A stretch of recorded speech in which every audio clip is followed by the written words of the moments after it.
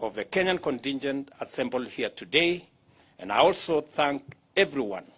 who has worked so well and tirelessly to make sure that the team achieved the highest level of mission readiness. On behalf of Kenyans, I want to assure you that I have done extensive consultations on this deployment, and in the last 48 hours, I have talked to the Secretary General of the United Nations, who has given his tacit approval of this mission. I have talked to the Chair of the African Union, who also concurs under the African Union Peace and Security Council that this deployment is necessary and is important for regional peace and stability. I have had extensive consultations with the East African community leaders, starting with our chairman, the President of Burundi, President Museveni, President of Rwanda, and we have all agreed in what accord that it is our collective responsibility to keep our region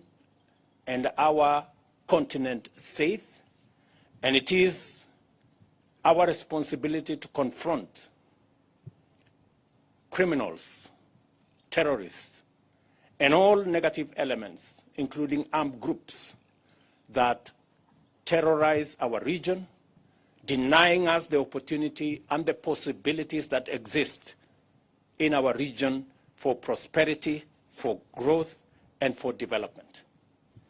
In that extensive consultation, I have come to the conclusion that it is necessary, it is important, and it is urgent for us to make this deployment, and I am confident that the men and women in this force have been prepared adequately to be able to discharge their mandate, to carry our Kenyan flag, and I have been careful when I was handing over the flag to the commander that you have our support and our prayers. I also thank everyone on behalf of the people of Kenya, and I want to assure you that we do not take your role and contribution for granted, including the gallant sacrifices you embrace for our benefit. I encourage you to be our iconic ambassadors abroad as you have always been,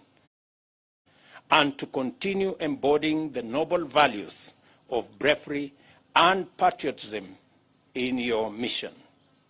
Always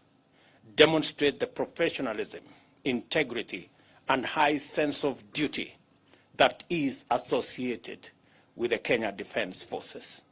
In so doing, you will faithfully reflect the mission's values, rules of engagement, and ethos in delivering your mandate to the best of your ability. And I assure you of my support, the support of the government of Kenya, the support of the people of Kenya, and we are all assure you of our prayers as you discharge this noble duty. Let me also confirm that together with our brother, the President of DRC, we have agreed on the framework under which Kenya is going to work with the DRC forces for the purposes of disarmament, for the purposes of ensuring that civilians are protected, and for giving a real chance to the people of DRC to work with their brothers and sisters in the East Africa community and in the wider context of the Africa Continental Free Trade Area and our continent, so that we can unlock the huge potential that exists for shared prosperity within and between our countries. I dare repeat that we will not allow armed groups